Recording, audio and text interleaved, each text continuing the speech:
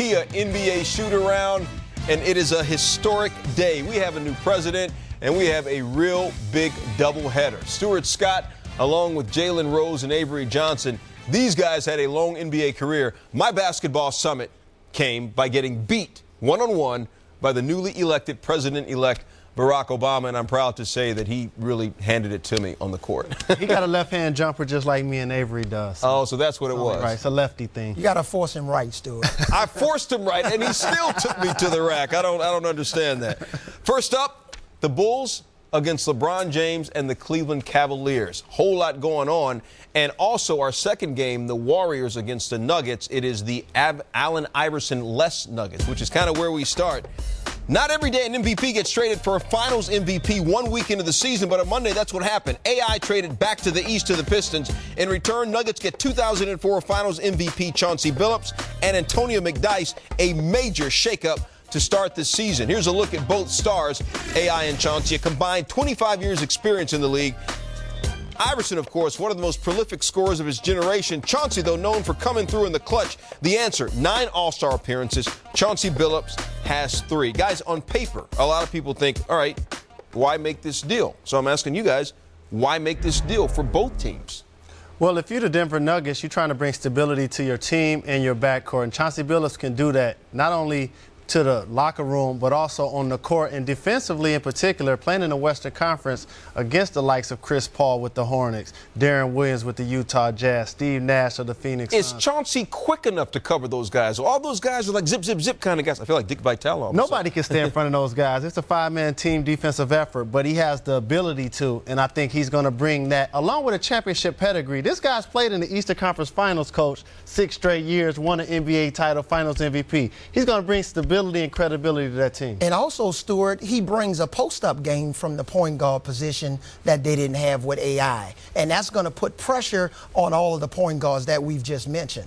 But from Detroit's standpoint, I think this is a good move because this will put AI on the floor with Rip Hamilton. He'll get easy shots for Rasheed Wallace. He'll get easy shots for all of their front court people. But also, this gives Tayshaun Prince a chance to be a point forward. And he can distribute the ball a little bit more and get AI and Hamilton off the ball. But if you go back, Stuart, Joe Dumars called this last year in his post-conference press conference after the Eastern Conference Finals. No sacred cows. That's what Dumars said, no sacred cows. But you said this is good for Detroit. Look, Chauncey Billups didn't need to take a bunch of shots. Rip Hamilton is a man offensively for Detroit. Why won't Allen Iverson take away a bunch of shots from Rip? Well, because Tayshaun Prince is going to make sure that both of those guys get shots. He's going to be the guy.